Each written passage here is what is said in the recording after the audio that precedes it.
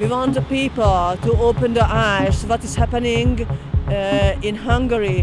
What's going on?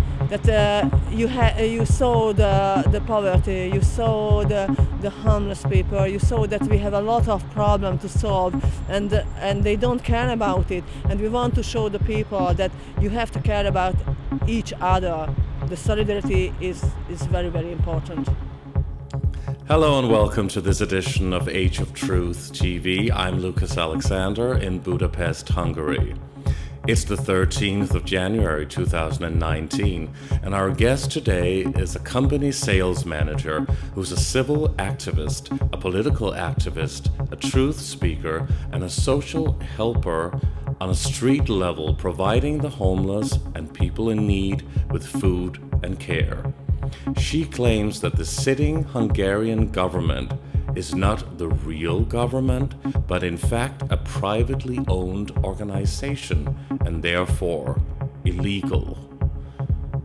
Emi Ács.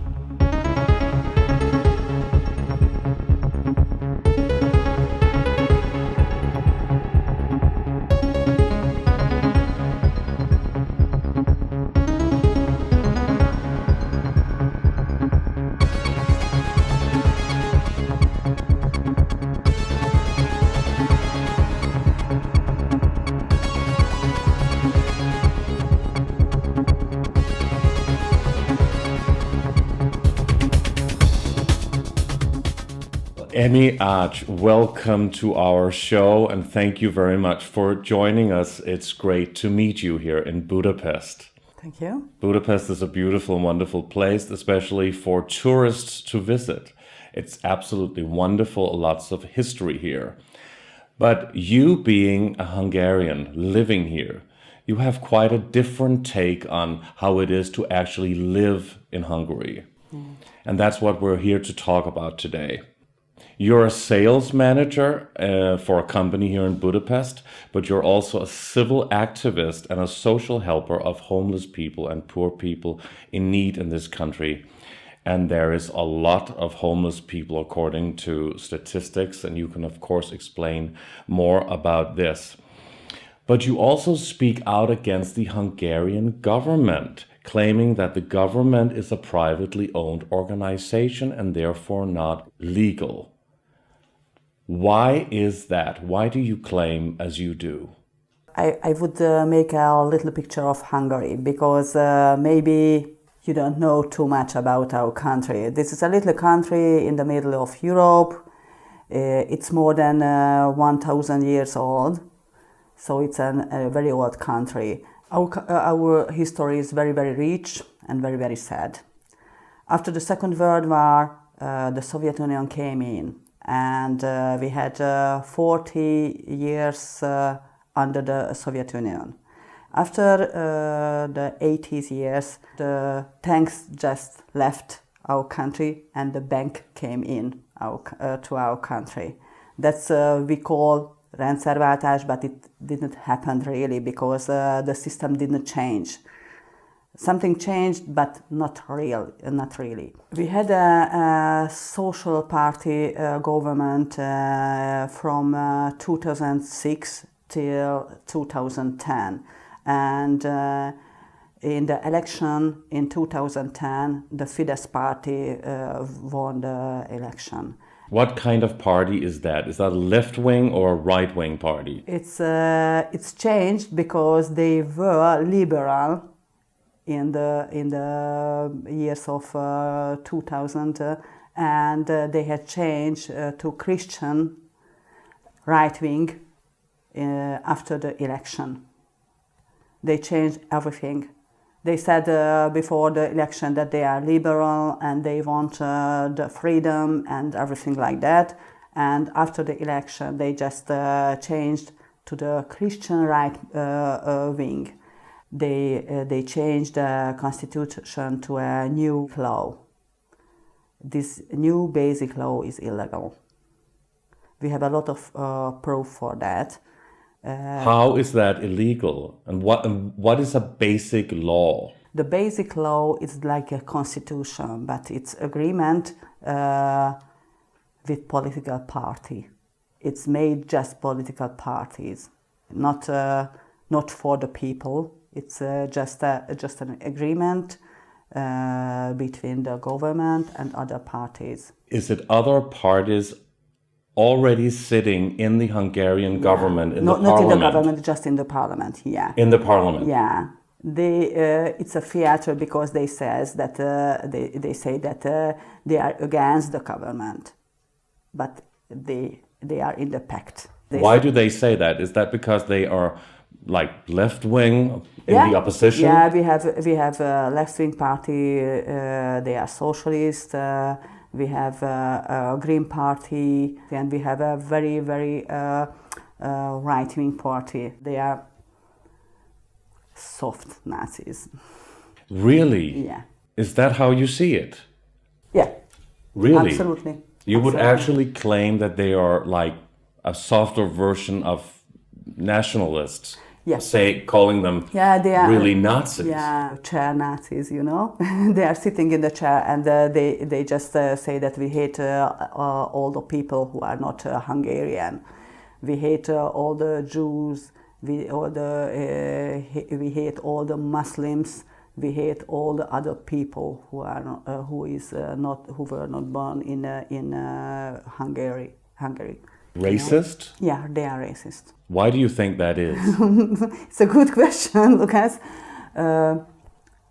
It's hard to say because in Hungary we have, as I mentioned, we have a very, very sad history. And in the Second World War, we were in this war with the Germans, with the Nazis.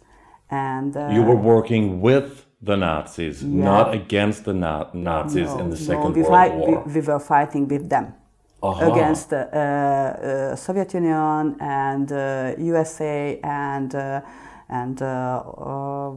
France and UK. So we were with the Nazis. So Hungary has a history of being a little bit controversial in Europe? Yeah. But we changed it. So we changed, and the people in Hungary are the same like in any European country. But what about in the days of the Iron Curtain that came when Europe was split in an eastern section and a western section? How was Hungary affected by the Cold War? It was a soft dictator, you know.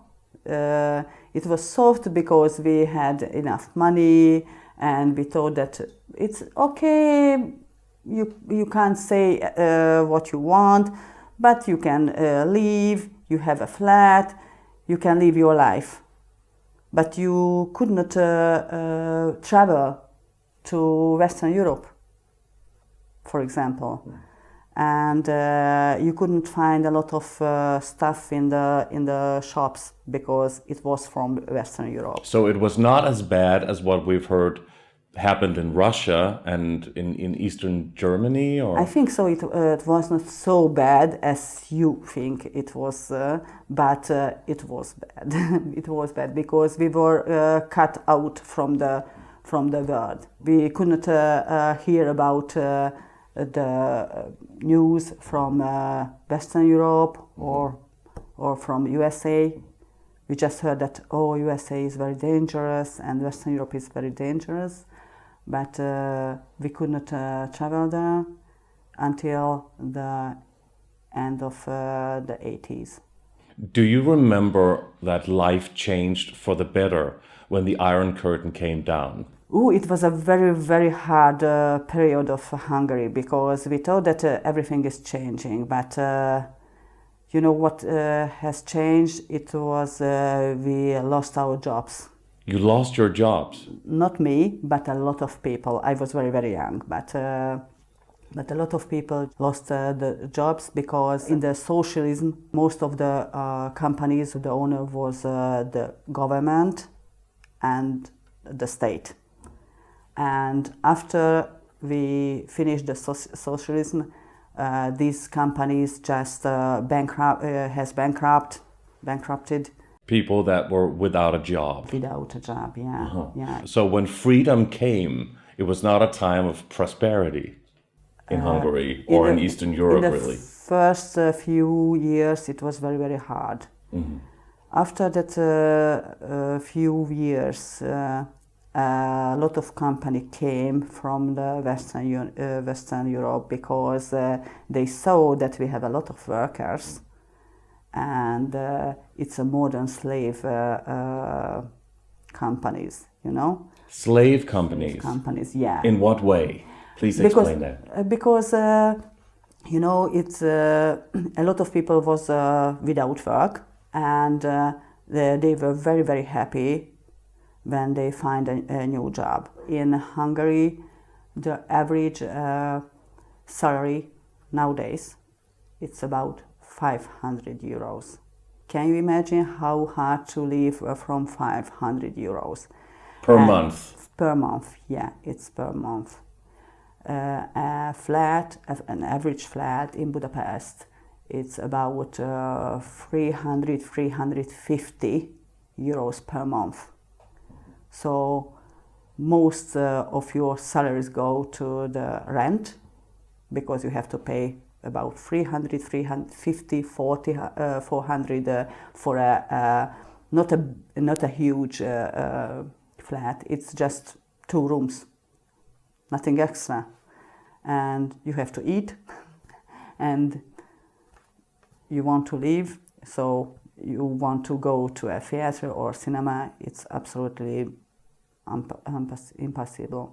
It's almost impossible to actually have enough From to do average something a salary. little bit, to have a little fun sometimes. Yeah. How many Hungarians are affected by this, do you think, if you look at it statistically? In Hungary, about we live 10 million people. 10 million people in total. Total, yeah.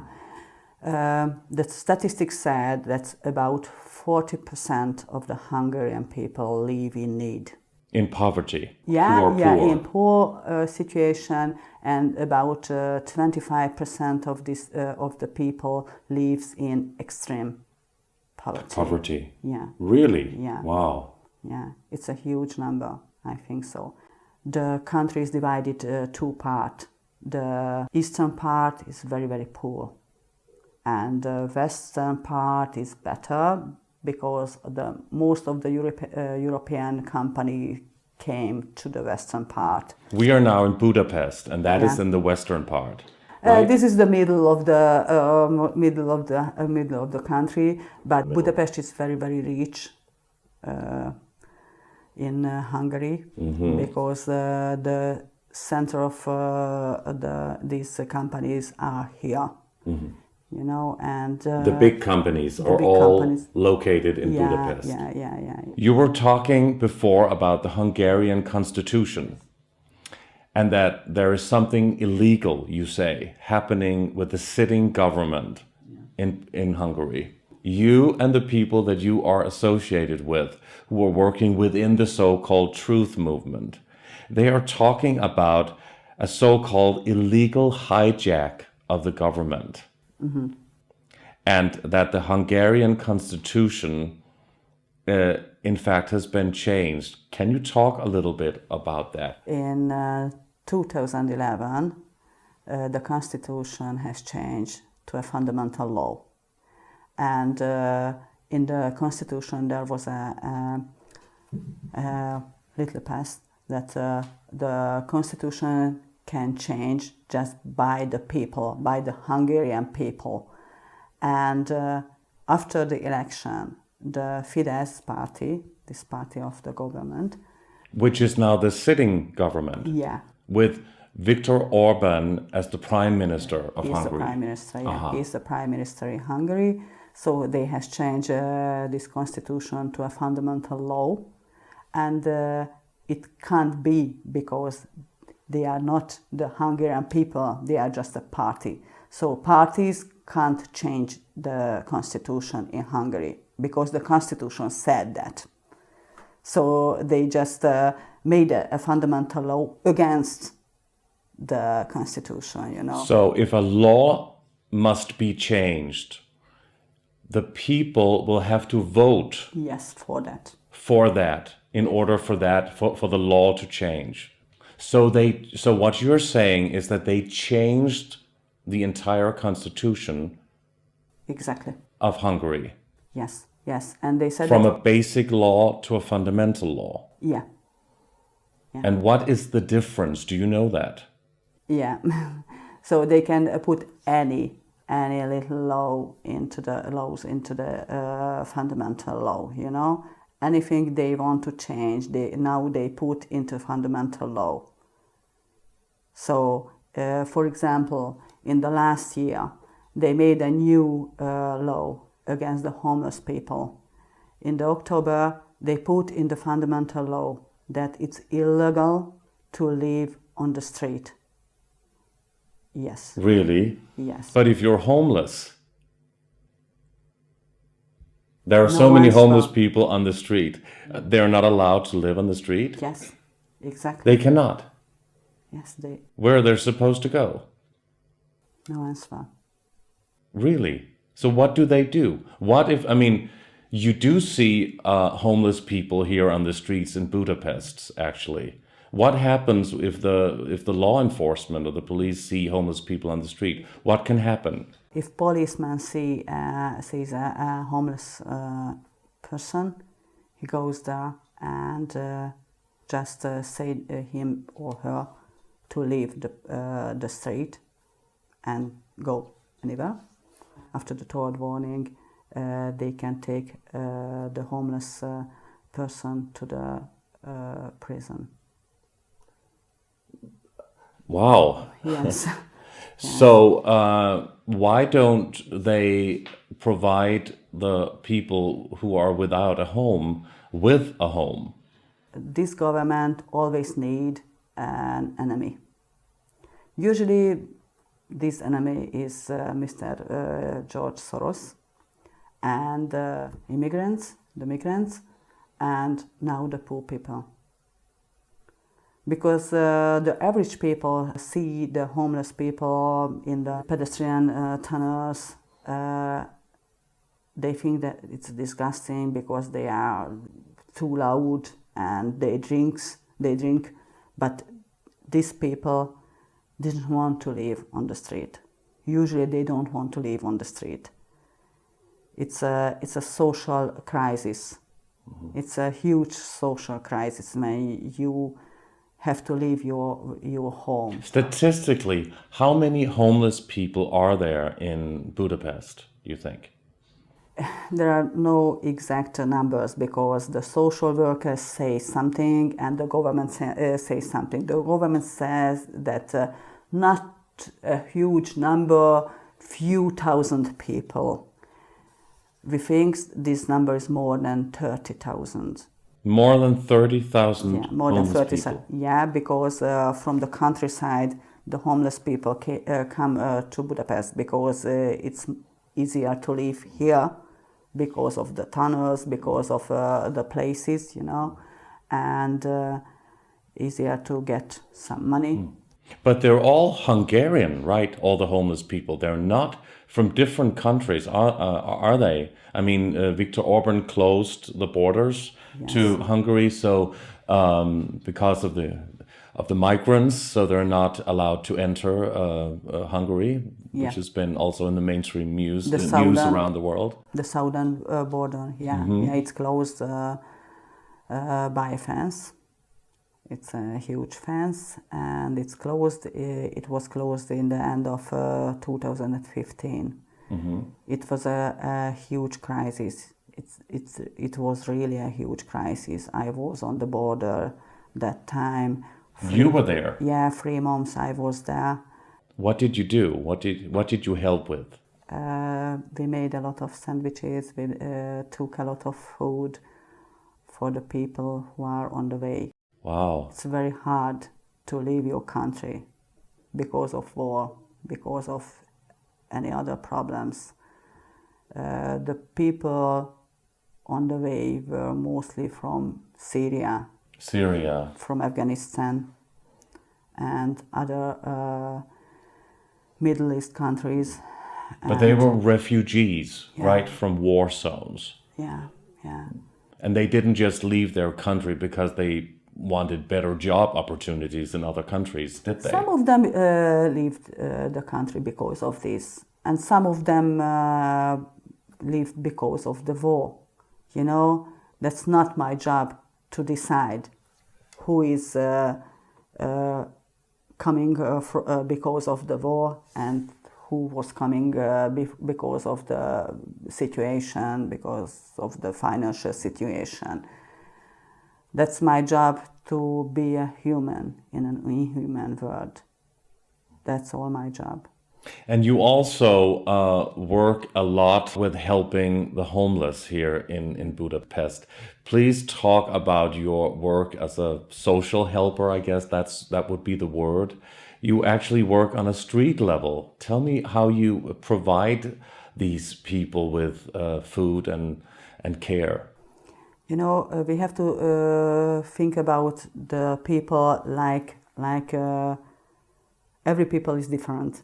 Everybody has a history. Everybody has a story about the life. And a lot of homeless people has mental problems because the government closed the biggest mental hospital in Hungary. And they just let out the people from this hospital. They did? Yeah. And they don't have medicines, and they don't have doctors, just left out from this mental hospital.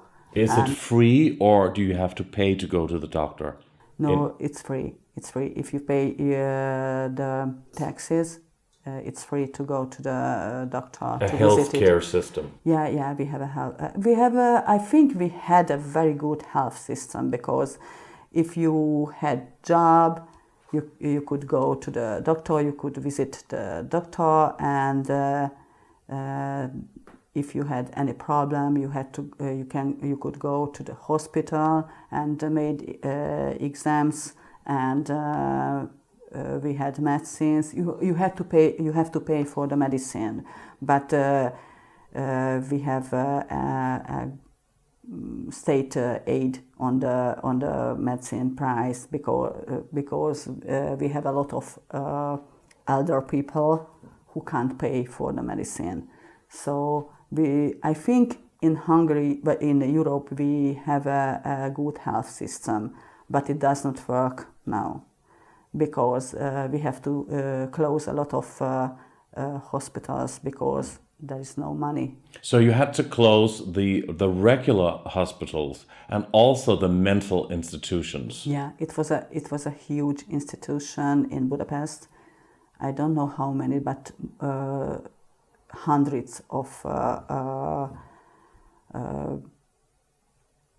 people was let out from this institution. And they're now wandering the streets, or what? Yeah. Yeah. Really? And how do you meet them? What do you see? What do you meet when you are confronted with these people on a daily basis? It's very hard, because they don't trust in the people. They never trust. If you meet them at first, it's very hard to speak to them and to make anything, because they don't trust anybody. They have an addiction problem, you know, because of the alcohol. You know, I will, honestly, if I lived on the street, I would drink. There is nothing. There's no future. There's no help. So I'm pretty sure if I lived on the street, I would drink. So I can understand them.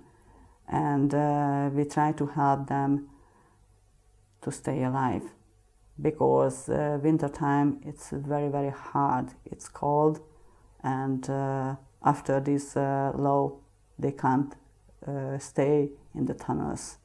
They go to the forests. The forests? Yeah, because the police doesn't go to the forest. So they have to stay and sleep in the forest. Yeah, but it's very cold. Of course. Last few days it was -10 And snow. and snow. But aren't there any shelters, homeless shelters, that they can go to in Budapest? Yeah, we have shelters, but not as much as we need. And these shelters are infected by bugs, by violence. Wow. So it's actually very It's not unhealthy. healthy. Yeah, Right. it's unhealthy places. Most of them. We have a few shelters which are very, very good, but it's just 10% of the shelter. How are you involved with these shelters? Do you go there to provide food and attention? We have two different of the shelters, the night shelters and the daily shelters, you know. If you one day you can take just one shelter. So you can decide that you want to stay on by day or by night. You have to go, if you want to go to sleep to the shelter, you have to be there at 6 o'clock, half past 5. And you go to the line, and once they said that, okay, it's full, so go. That's all. So they cannot house everyone? No. So you have to be first in line to get in, to get a good night's sleep, or if you want to sleep during the day. Or if you have money. Or if you have money, you can bribe the shelter. Sometimes. Sometimes it happens. Will that lead to crime for people in order for people to get money to bribe the shelters? They are beggar, you know. Beggars. Yeah, they are beggars, yeah. And some of them are working from the street. And they don't have home to go home. So they have to go to the shelter, but sometimes they don't get a bed. In this shelter, you can imagine that sometimes it's about 20 people in one room. So it's crazy. It's crazy. There are violence and thieves, you know, and bugs, and a lot of unhealthy thing. Social workers are heroes, I think so, who are working there because they tried their best, but they can't do more places, you know. They can't do anything because if they have 20 or 30 places, they can't put there 50 people. So they have to sometimes to say that we don't have enough place for you, and it's very, very hard for them. And sometimes there are no food, not enough food. So what do you do? We try to keep them alive. We make warm drinks in the evening in our home and take these drinks to the street and try to find our people and give them food, give them hot drinks and clothes, dry clothes, because it's very, very hard now to keep it dry.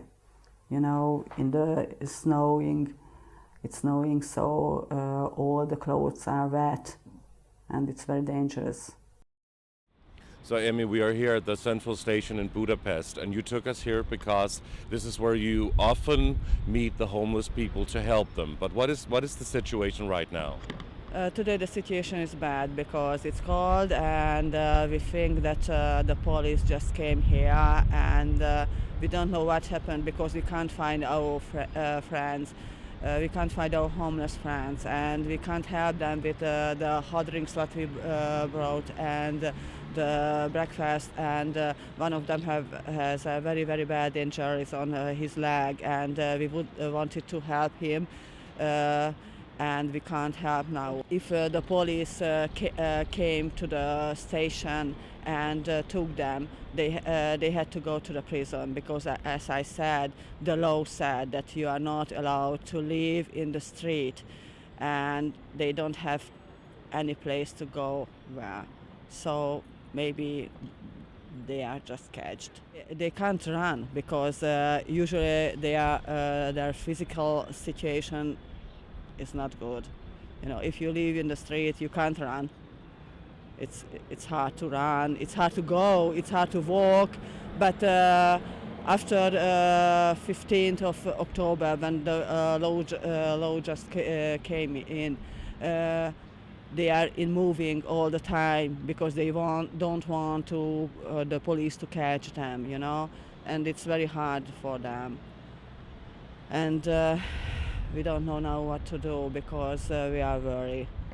So where do you think we can find them right now? What do we do right now? Usually they are in the tunnels, and we have a meeting point with them, and Kata just discussed with them that we will meet them at that meeting point, and they are not there. So we are really worried because of this. And this place is very famous because in 2015 the refugee crisis just became here in Hungary because all the tunnels and all the pedestrian path was full of people, was full of refugees. They lived here, and one day they just thought that it was enough, we are going, and then they just started to go to Austria, and then our government said that okay, we don't care, just take them, and then just begin to transport them to the border, to the Austrian border. So where do we go right now? Now we are going to a shelter. We try to go in and see what happened there. Zoltán Kolman. He's Zoltán, his name is Zoltán. Azt kérdezi, hogy vagy? I'm Lucas. Halló. Jól vagyok. A lehetőségekhez képest. He said that the possibilities are bad, but today is good because it's not too cold and it's not raining, you know. Mondtam neki, hogy How long have you been on the street and been homeless? mióta vagy az utcán, mióta 10 éve. for 10 years. That's a long time. Szerintem nagyon hosszú idő. Igen. Milyen célból forgattok? Milyen célból He forgattok? asked you what is the reason you are here in Hungary, but I will tell him, okay? So meg akarják. What's your name? My name is Szilárd Kalmár. Nekem ez a munkám is. So he's professional social worker, and he makes volunteering works as well. But it's very hard now to make the volunteering work because if we give food and clothes to homeless people, it's against the law. So we break the law when we help them. But how can you break the law if you help people who are in such great need and in fear of maybe surviving? Ez a törvény szellemiségéből. It's because if you are not allowed to live on the street and you help someone to live on the street, it's against the law. It breaks the law. So he's working for the council, for the commune council. They have altogether about 2000-et mondták, 2-3000-et? 2,000-3,000 place for people, and the institute where he is working, it can take 240 homeless people. This square was the Square of Republic in the past, and this building behind me was the headquarters of the Socialist Party. So homeless people now live inside of this building. Yes, in the dungeon. In the dungeon? Yes, there is a dungeon under the building. It was used in the 50s for bad things, and now homeless people live there. What kind of bad things were happening in the 50s? Oh my God, you know, they took all the enemies of the system and took to this building. There were another building in the Andrássy Street. It was a torture. Yeah. And they were interrogating them in there? If your neighbor said that you are the enemy of the system, it was enough. It was enough. This is a kindergarten for homeless children, and on that way was the hospital and the surgery for homeless, and here is a school for homeless children as well. This guy is doing a very, very huge work, a very good job. He's a priest. And how can anybody close their eyes for children and their problems in need, being homeless? Yeah, I think this is a huge problem. I don't think if there is more important than the children. You know, when I started this work, I made it for the children because I can't see children in need if they don't have enough food, if they are starving. It's absolutely unbelievable that in the middle of Europe there are starving children. It's crazy. But you talked about there being a lot of mental patients now living on the street. But there must also be a lot of people that don't have necessarily mental problems. Yeah. Why are they living on the street? You know, in the foster home, there are foster homes for young people who has no family. And they live there. And when they are 18 years old, they just pushed out from this foster's home and they don't know how to live. And there are lots of people, young people in foster homes? Yeah. Why? Because they don't have family. Because they are left in the hospital. By the parents? Yeah. When they were children, yeah. As babies? Yeah. Why do you think that is? I don't know why. A part of the homeless people are from the foster's home and from the mental institute or after a divorce. You know, in the Hungarian law says that if you have a family and the parents decide to divorce, after the divorce, usually the woman has the children and she can take the flat or something like this one. And after the divorce, they can't live together, so someone has to leave. That this is the man. That's why we have a lot of men on the street. So the men are the ones that actually end up on the street because the women and the children are being taken care of, at least preferably. The children need the home. But the men can't move to some other places? If they are poor. Where? Because the salaries are so low that they can't pay for an apartment. Yeah, because he has to pay for the children. So he hasn't got enough money to live in another apartment. So a lot of people after divorce goes to the street.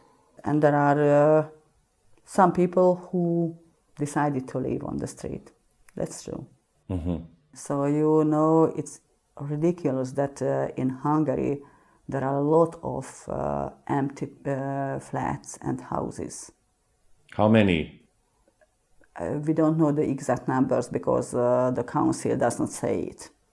But we know that hundreds of thousands flats are empty. And why don't they let these homeless people to move in this these flats?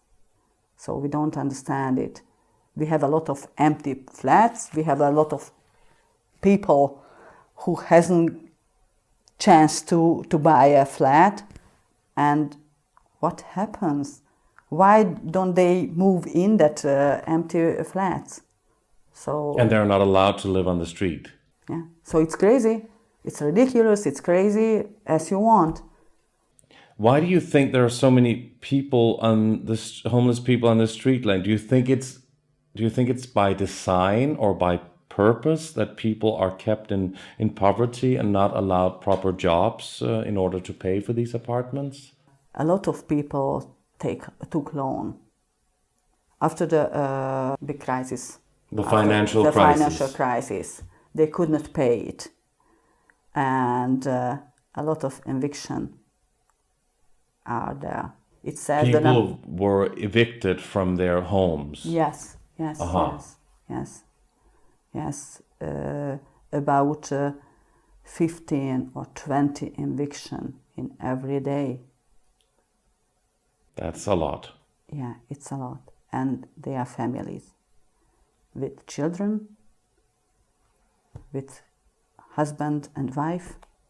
So they have to leave the only one thing they have, the flat or the house. And we don't know how to solve it because we don't get any help from the government. They say that they are criminals. If there are a lot of groups who try to help against the eviction, they go there and don't let in the police, but they moved out by force.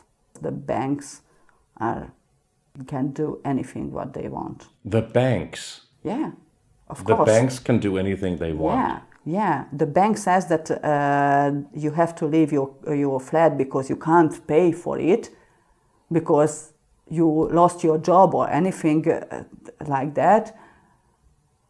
The police goes there, you have to leave your flat. I don't know why police works for the banks, you know. So Well, they work for the state. For the state, yeah, and the state works for the banks. That's actually a global situation. Yeah. What you're talking about right now is in fact what people refer to as the New World Order and the New World Order strategy. Yeah, I know what do you mean. I don't know about too much because I am not a politician, you know. I am not in the financial world. But you're a political activist and you Yes, know I about am. the banks. So what do you know about the New World Order when we talk globally, and how is that connected with Hungary? There's a 1% of the people who are so rich that they can do anything what they want with the other 99%.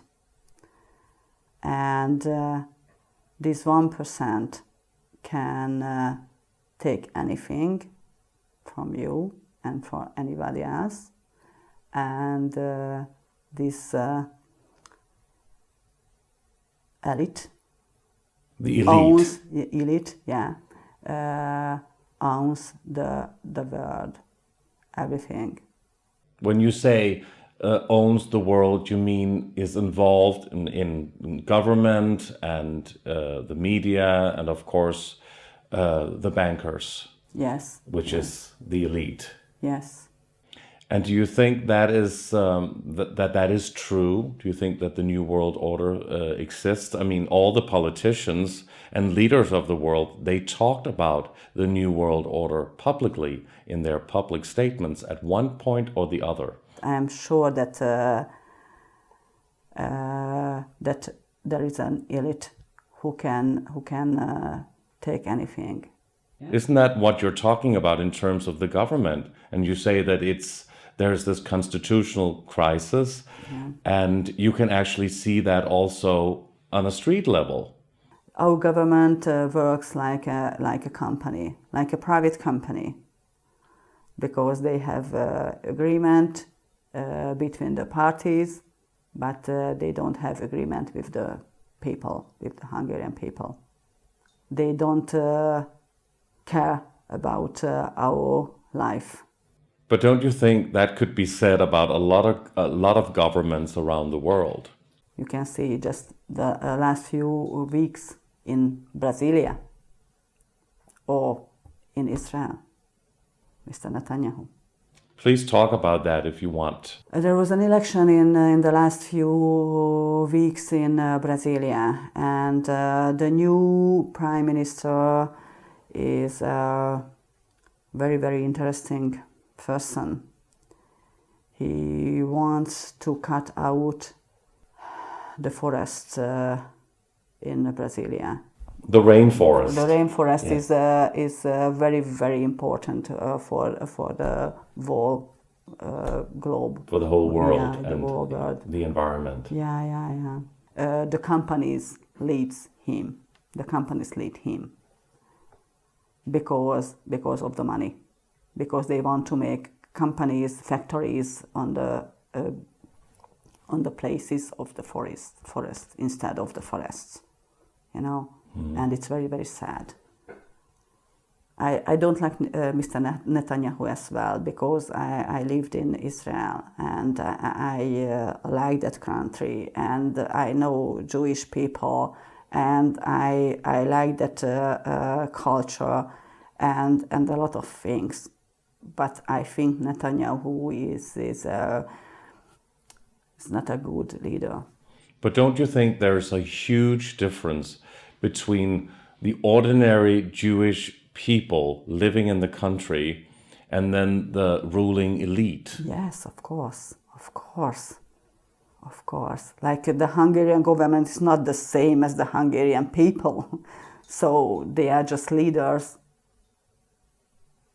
in the theater. And it doesn't matter if the leader is Jewish or Christian or Muslim or anybody else. So I don't care about the religion or the skin or anything else.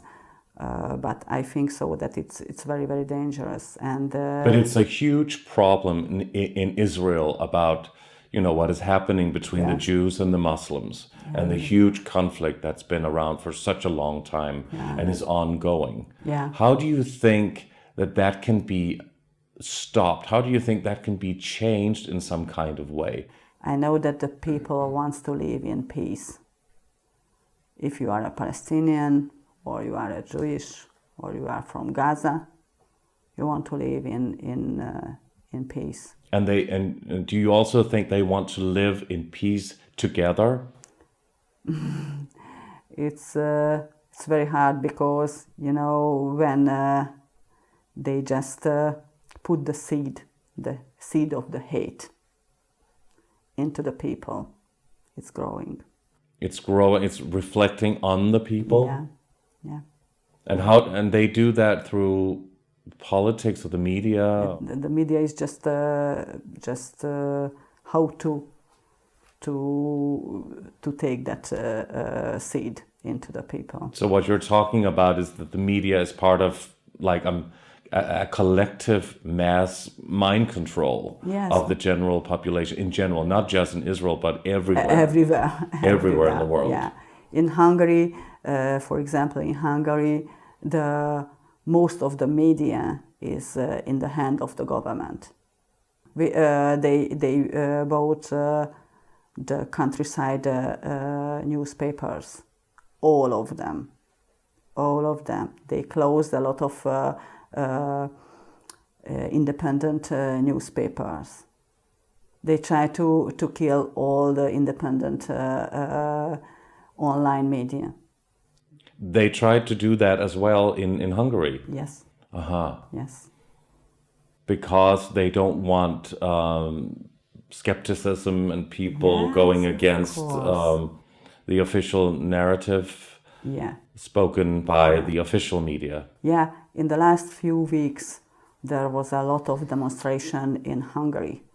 Like the Yellow Vest people in Paris, we had a lot of demonstration, not so huge than in Paris, but we had a lot of demonstration because the government made a new law. We call it slave law. I do know that there's a little bit of a language barrier here in order for you to really speak freely. But when you say a slave law, they want to change it into a slave law.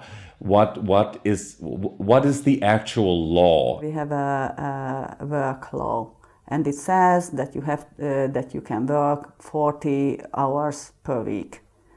If you want to make more money, you can have more hours, and now they made the new law that the company can force you to make extra 8 hours per week. It means that one more day. So it's not 5 days work week, but 6 days work week. Like in the old days, where Yeah. people would work at least 6 days a week, Yep. also including Saturday. Yeah, they said that, it's not true because you have to sign this contract. So come on, if you have a job and you don't want to lose the job, you have to sign that. Then you'll be out of the job. Yeah. So your company can make you a slave. So that's what you mean by a slave law. Yeah. That's why we call it slave law. Yeah. And in the last few weeks, there are a lot of demonstration against this law. But after this law, the people just opened the eyes and said that it's not enough to erase this law.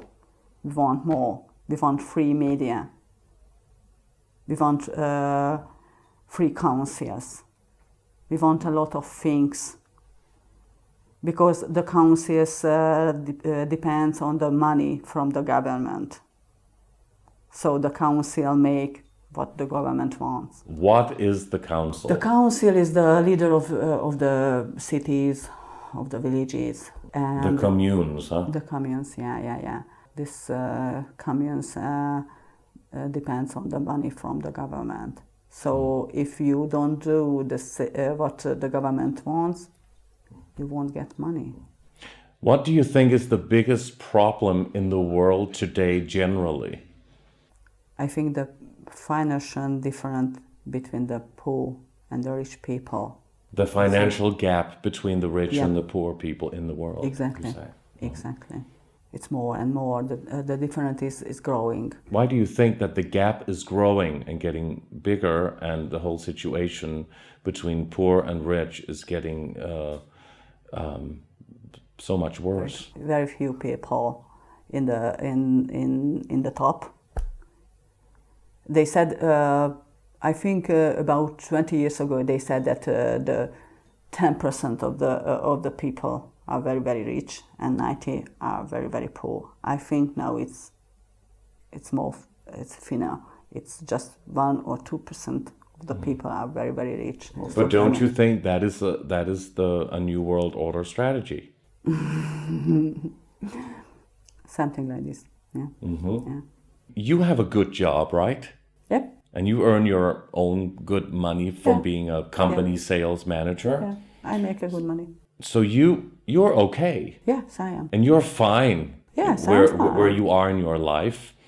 And you have your family and children and everything. And so why are you doing this? Why do you think this is important for you to actually go out and do this? Because I'm a human in an inhuman world. That's all. I don't want to live in an inhuman world. I don't want my children to grow up in an inhuman world. Solidarity is a very, very important thing. Would you consider yourself to be rebellious? Maybe. My father said that the truth is very, very important. So be honest all the time you can. My father is not from Hungary. He is from Transylvania, from Romania, who has almost the same. They are in the same situation like Hungary, but Romania is growing, and in the European Union, Bulgaria is the last one. At the bottom At the of bottom, the financial level. Yeah, and unfortunately, Hungary is the second one from the bottom. So Bulgaria is worse off. That's number one, bottom level. Yeah. And then Hungary. Yes, yes. Political and mindly. In Europe, Yes, in Europe. entire Europe. In the European Union, because don't know about too much Ukrainian or Belarusian situation. Right. You know, and maybe Moldavia and something like this. I think so. They are in a very bad situation. Right. And in very bad political situation as well. A few years ago was the Maidan square in Ukraine, and in Belarus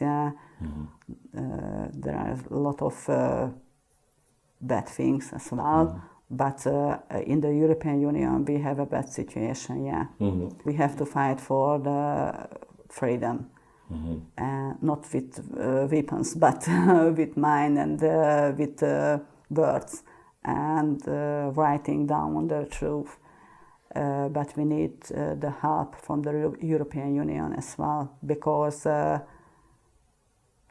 they don't do too much, because they don't help too much. They just give the money to the government and they don't care sometimes. We don't think that it's enough. Sometimes they say in the European Parliament that, oh, Mr. Orbán, we will punish you and your country. But we don't need punishment. Our government is the guilty, so we don't need punishment.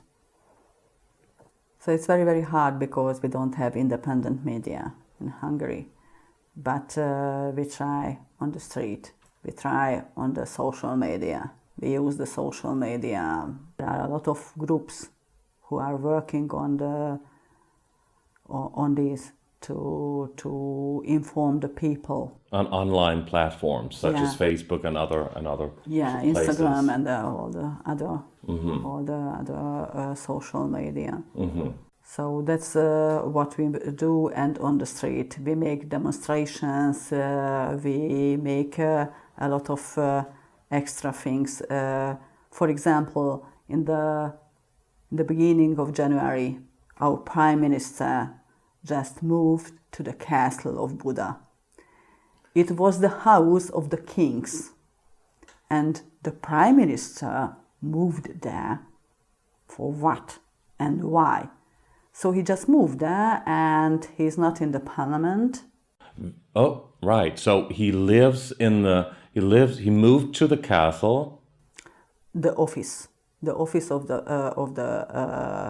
Prime Minister moved to the castle. Oh, the office of the Prime Minister. And the staff. So it's not him personally who has moved in there to live there? No, he has several houses and flats all over Hungary. Oh. And he has a very nice old house in his little village called Felcsút.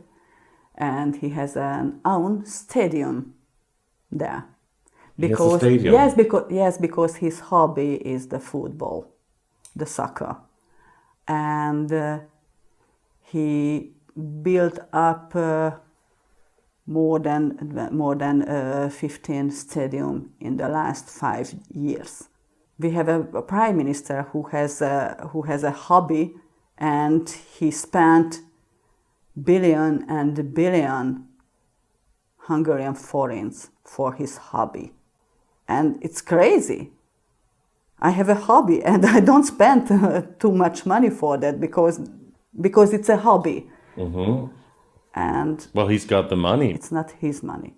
It's our money. It's from the taxpayers' money. Yeah, yes, of course. Oh. It's not his money. He doesn't make so much money. But it's our money. It seems to be a very, very spectacular and huge parliament with a lot of room. Yeah. So maybe he needed more room? He has a very nice view now. Oh, that's also on the parliament. Yes. He has a very nice view. It's a spectacular view to the parliament, and Some people say that it's easier to rescue if he needs escape. Really? Yeah. It's easier to escape. Yeah, because there are tunnels. From that location. Yeah, because there are tunnels under the hill, you know. But don't you think that's just speculation? Yeah, of course, or not. Wow, that is very interesting. But at least the view is great. Can you talk a little bit more about what is actually going on? Why this became a constitutional crisis? They made this new fundamental law, but they lied that it's changed. But do you think that they actually did change the law? Do you think that they did make this fundamental law illegally? Yes. How do you and your associates know that this is the truth? Because we know that constitution, and we know that constitution says that they are not allowed to change it without our permission. If you can't change the constitution without our permission, and we didn't give this permission, so it's a lie that they change it. And you can see that on a daily basis that they changed it, or have you actually seen documentation? It's just a formal changing. It's absolutely just on the documents. So you can see it in the documents, the new documents for the sitting government. Yeah, I don't have these documents, but there are a lot of groups who has. And this group can also prove a lot of things about our government. How the companies dictate for the government, for the new laws, like the slave law, as I said. It's not for us, not for the people. It's not for the family. 2018 was the year of the family in Hungary, of the families in Hungary. And in that year, they made that law that you have to work one day more in a week. Is it for the family? Is it for the families? No, it's just for the companies. Mm-hmm. Because they want extra profit. How can anybody who wants to research this, how can they find this documentation? And certainly also if they want to read it in English, because if it's only written in Hungarian, people will not be able to understand it. Mm-hmm. And also, if this can happen in Hungary, it could happen anywhere in the world. I think it can happen anywhere. We have a group, not mine, but... You're associated with somebody, with a group? The Constitutional Resistance. This group's website, there is the documents what can prove this, or what I said. It's in Hungarian, but we have another website where you can find the English version as well. What is the website called? www.magyar/állam.com, and you can find these documents and you can see the proof. So people can read more if they have more questions about it. Why is it called a constitutional resistance? The Hungarian government and the Hungarian state is illegal. It can't be member of the EU or NATO or United Nations or any other organization, international organization. If it's illegal and therefore it cannot be they cannot be a member of the EU and United Nations and NATO, wouldn't you think that those very, very important, globally important organizations would look into it and say, you are legal, it's okay?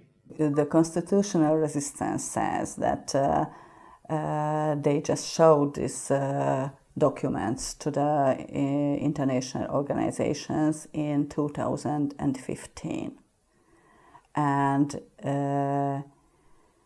in the last 3 years, from 2012 till 2015, these organizations work together with the new government and with the new state, which was illegal. They can't say that we work together with an illegal government and with an illegal new state. So they just erased it and they didn't care about it. But was that the European Union? All of these organizations got a letter in 2015 from the Constitutional Resistance that this government and this new Hungarian state is illegal. And it was very inconvenient for them to say that, sorry, in the last 3 years we worked together with an illegal government and with an illegal state. Since then, nothing has been reported publicly or been in the mainstream news about how this works.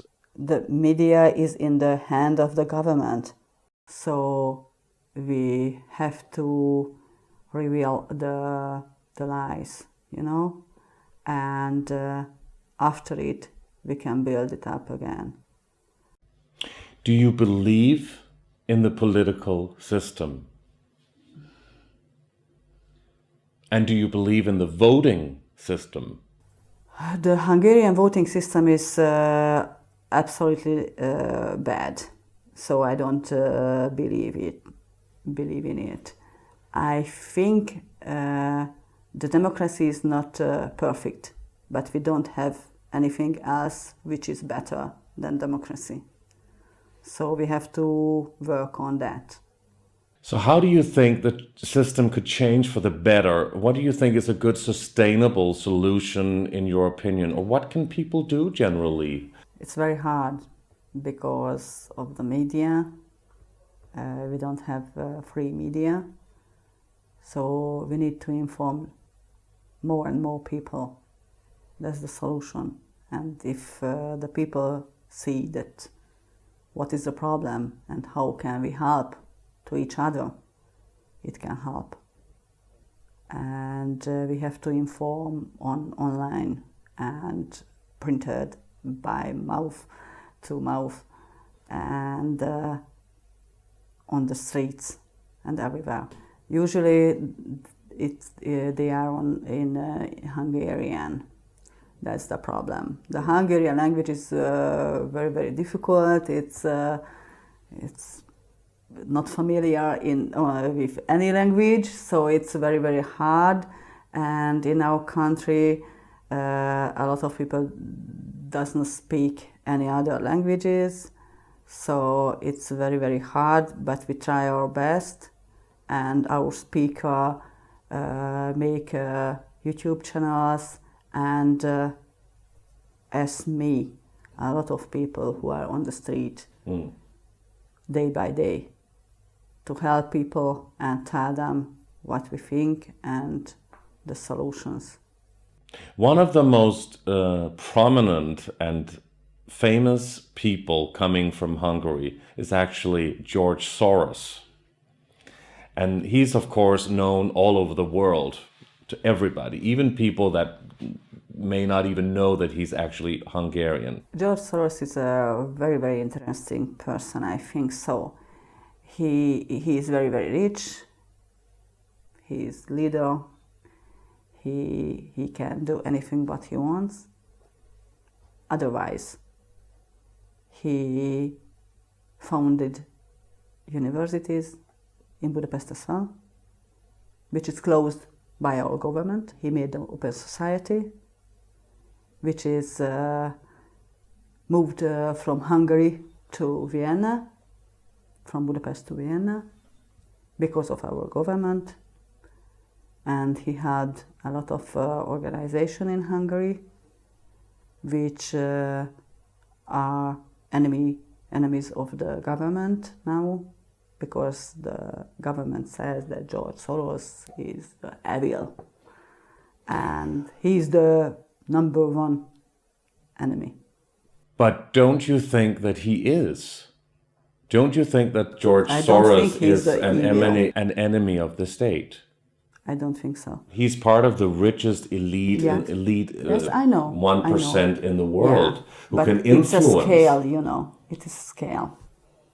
But why do you believe that George No, Soros I don't is a believe good guy? No, I don't believe that he is a good guy. He's a part of the elite. But doesn't his actions speak for themselves? In this country, George Soros is the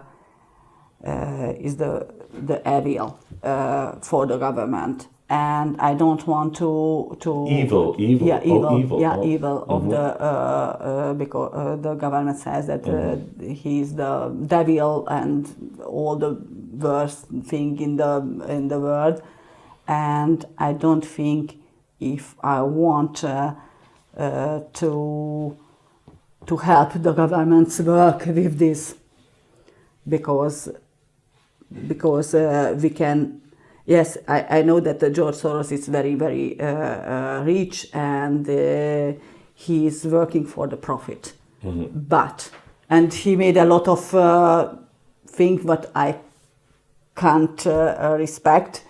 But in Hungary, he helped us with a lot of things.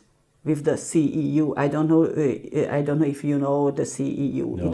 It was a university. No, it is a university in Budapest. It's an American Hungarian university, and it's a very, very good university.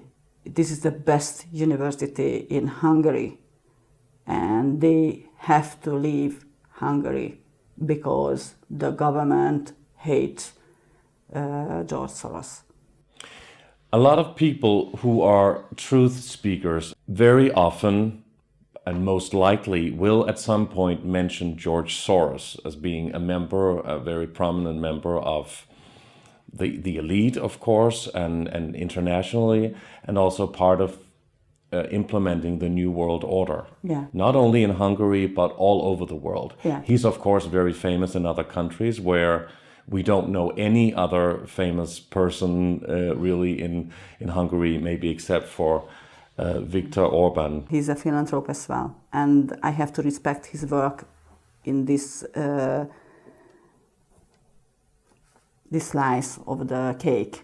Do you think it could be that they're actually working together and they have a plan by dividing people like that?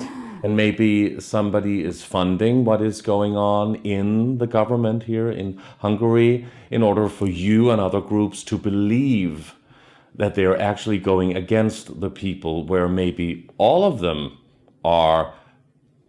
have a plan in mind for what is going on in this country. You know how governments call us who are on the streets?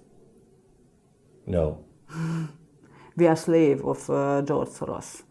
The government says this. And I'm not slave of anyone. I don't want to be a slave. That's why I work for the poor people. You are doing what you can to survive in order to work for people in need. I don't want to survive. I want to live. You want to live and you want not to have to a great survive. life. Yeah, Absolutely. I want a good life, not to survive. But do you think by speaking out against somebody like Soros would jeopardize your situation? George Soros is in Hungary is a part of the political theater, and I don't want to be a part of this theater. We are fighting against this theater because we don't want a theater in our life. If I want a theater, I will go to the building and I want to see a very good play, but not in my life, not with my life, and not with my children's life. So it's all connected. Not only just it's not about dividing. It's not about saying that one part is good and another part is bad. No. Don't you think it's all that's what the whole idea of what they call the New World Order is, to create problem, reaction, solution? Yes, that's true. That's true. Every situation is different, and I think we have global problems, but we can't help with the global things before we make our best in Hungary. When everything is on a street level and it's very bad in Hungary, then it's actually difficult to pinpoint what is going on in the bigger picture. Is that what you're saying? Yeah, that's true.